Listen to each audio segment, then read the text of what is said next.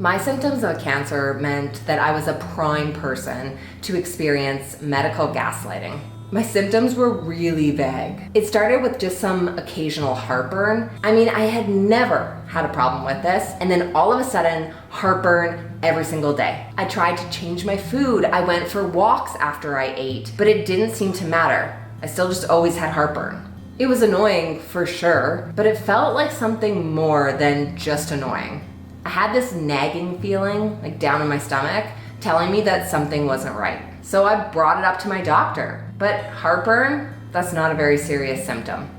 Just take some heartburn medication, it'll help with how you feel, and eventually, hopefully it goes away. So I tried this, and the medication, it did work, but the symptoms, they always came back. I have a doctorate in cancer care, so at the time I was working in the hospital, in the cancer clinic. I remember always keeping heartburn medication, like in the drawer in my desk. I couldn't even have a snack without getting heartburn. And on top of the heartburn, I started gaining weight. Now, I've always been fit and healthy. I work out a lot, I eat healthy, but I was starting to gain weight for absolutely no reason. Not a ton of weight, like maybe 5 pounds or so, but nothing I was doing was helping me lose the weight. That seemed wrong. That was different than what I normally had experienced. So I went back to the doctor. But weight gain, that's a very common reason why women experience medical gaslighting. In general, women are more likely to experience medical gaslighting than men, and women of color are even more likely to experience it.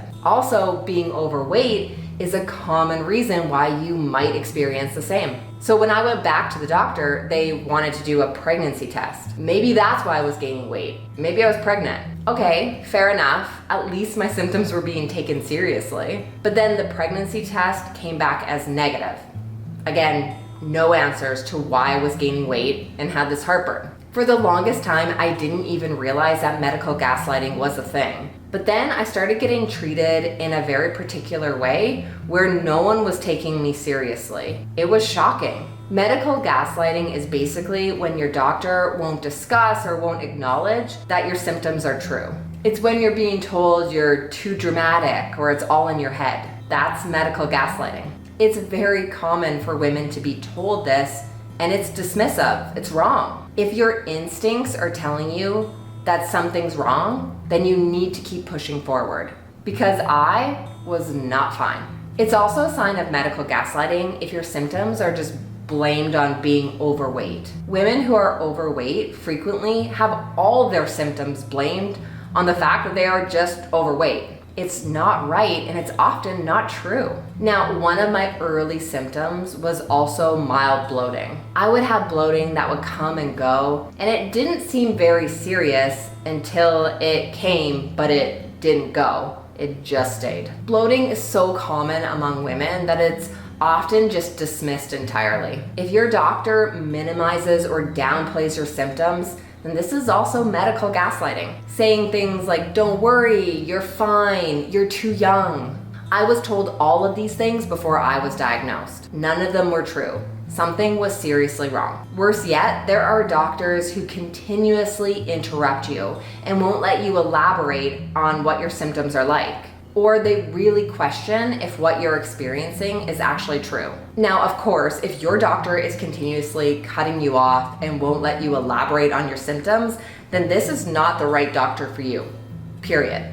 But there are ways to handle medical gaslighting, and here's exactly what I did to get my own diagnosis and receive the treatment that I needed to save my life. The first thing is that you need to be clear and consistent about the symptoms that you're experiencing. Keep a clear record so when you're questioned about the timing and when things started, you can give a clear and consistent answer. For me, I knew exactly how much weight I had gained and over what time frame. I knew when my heartburn had started and how often I was taking antacids. Even years after my diagnosis, I still keep notes like this when I start feeling sick. The second thing that I did was listen to my inner voice. We all have that voice inside of us that tells us when something's not right. That's your instinct. You need to listen to that. If you feel like something isn't right, then you owe it to yourself to keep digging. And trust me, I know it can be scary. There are a lot of us who want to run in the opposite direction when we think that there might be something wrong with our health. It's easier to run away and avoid it than to actually face that something might be wrong. That's actually exactly what happened with one of the women that I work with in the Cancer Freedom Program. She felt a lump in her breast. She figured that something might not be right, but she thought she would just wait. After all, it was Christmas, and she didn't want to ruin everyone's holidays, so she just put it off. Then she got busy in the new year, and then when February finally came, she called to book an appointment, but the nurse told her, "Don't worry, you're young. It's probably nothing." You can see how things can easily go on for months and months without being diagnosed. Well, eventually she was diagnosed. Stage 3 breast cancer. What if she would have gotten attention earlier? Would it have been stage 2? Maybe it would have been stage 1. But that's the scary part of medical gaslighting, is that you really have to advocate for yourself. And if you feel like you want to run in the opposite direction, or that you can't advocate for yourself, well then you could end up in a lot of trouble. Okay, but this is another strategy that I use for medical gaslighting, and I tell a lot of women I work with in the Cancer Freedom Program to use the exact same strategy. Get a second opinion. Heck, get a third or fourth opinion if you have to. So many women worry about hurting a doctor's feelings. Well, I do not feel bad about hurting a doctor's feelings if it means saving my life. And besides, the good doctors, they won't have hurt feelings because they'll know and support that you're doing what's right for your health. After weeks of advocating for myself, I eventually got an ultrasound of my abdomen to see what was going on. Why was I having this bloating, heartburn, this weight gain? I will never forget the Friday afternoon I got a phone call from my family doctor. She said it was probably benign, it was probably nothing, but I definitely needed to get a follow-up scan and an appointment with a gynecologist. The problem was that the next appointment available with a gynecologist was in 2 weeks. I was not about to wait 2 weeks to see what this mass was on my ovary, so I got on the phone. The receptionist at the gynecologist's office said that there was nothing she could do. So I called back in the afternoon in hopes of talking to a different receptionist. And I got a different one. And that receptionist said, well, sometimes there's cancellations, so that I should just call back and keep checking. So I did call back the very next day. Here's another strategy that works really well for medical gaslighting. Be polite, but persistently annoying. I've done this so many times and I am unapologetic about it. If I don't get an answer about a test or an appointment that I need, then I just keep asking about it. I'm not rude, I'm not demanding, I simply just try again. In most cases, I'm gonna try every day. Sometimes if a receptionist or a nurse or whoever is rude or doesn't understand, then just try again and hope you get someone else, someone better. Because without your health, you seriously have nothing. So you need to continue to press on. So when I called back the next morning, I got a receptionist that was very rude. I mean nasty. No empathy, did not care about anything. So I calmly and politely told her that I was concerned about my health because I had found out I have a large mass on my ovary. I would either be going to the emergency room to see a gynecologist there, or I could come into their clinic and see a gynecologist in the office. Either way, I'd be pressing forward and seeing a gynecologist today. Then she put me on hold. When she came back, all of a sudden there was an appointment for me the next morning. Perfect. Now, you might be thinking that all of these strategies that I use to overcome medical gaslighting are really exhausting, and they can be really tiring. So this next strategy is gonna relieve some of the pressure off of you. Now, this gynecologist I was about to see, he had a terrible reputation of having pretty rude bedside manner. Medical gaslighting was definitely on my radar. So here's what you can do.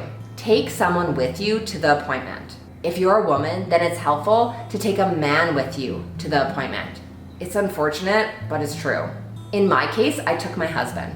During the meeting with this gynecologist, I still did most of the talking, but my husband could validate my symptoms and confirm that they were accurate and true. My husband came with me to the appointment and we had no issues at all. The gynecologist advocated for me to get a CT scan the very next day. He met me in the emergency room personally and got me in that morning. Now, it's awful that women have to find a man to validate their symptoms to avoid medical gaslighting. But if you're in this situation, I want you to give it a try. I want to make sure that you're safe and healthy, and if that means bringing someone with you, then so be it. Now, what you should always try is making sure you have a clear plan when you leave the appointment. What are the exact next steps and who's responsible for all of those steps? It's all too often that a doctor has said to me, well, the scan is clear, so good to go. What? Yeah, fine, the scan is clear, but I'm still experiencing these symptoms. So what's next? What's the plan? Just because the scan is clear doesn't mean my symptoms have magically gone away. But here's what happened after my CT scan in the emergency room. It turned out I wasn't too young. It wasn't nothing to worry about. The symptoms weren't all in my head. It wasn't because I had just gained weight. The mass on my ovary was not benign. It was cancer. I was diagnosed with ovarian cancer, stage 3. If I hadn't taken those steps to avoid medical gaslighting and advocate for myself, I'm not sure I would still be here today. It's scary to even think about it. But now that you know how to avoid medical gaslighting and how I do it, now you need to hear my full story of being diagnosed with ovarian cancer.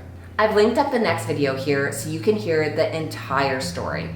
It's almost unbelievable. Click the link here. I'll see you in the next video.